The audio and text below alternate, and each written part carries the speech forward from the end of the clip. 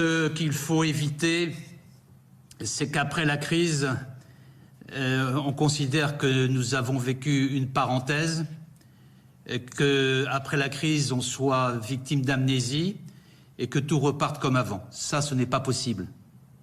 En fait, on compare souvent la grave crise de la guerre 39-45 et puis maintenant la nouvelle crise, cette fois pandémique, que nous vivons.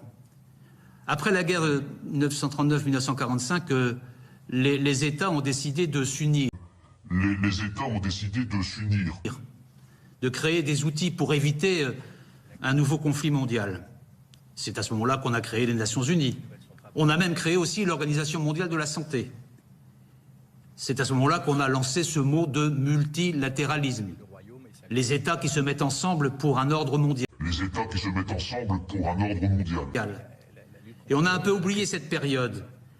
Et ces outils-là se sont dégradés au cours des dernières années. Et je pense que cette pandémie doit permettre un sursaut, doit permettre de revisiter, de refonder la relation que les États ont entre eux face à de nouveaux dangers, de nouvelles menaces, de nouveaux enjeux, de nouveaux défis, que sont ce qu'on appelle les biens publics mondiaux.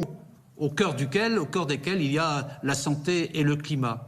Et si la communauté internationale, comme l'on dit, ne prend pas en considération cette nouvelle donne, alors oui, elle aura raté cette période et on n'aura pas tiré les leçons de cette pandémie.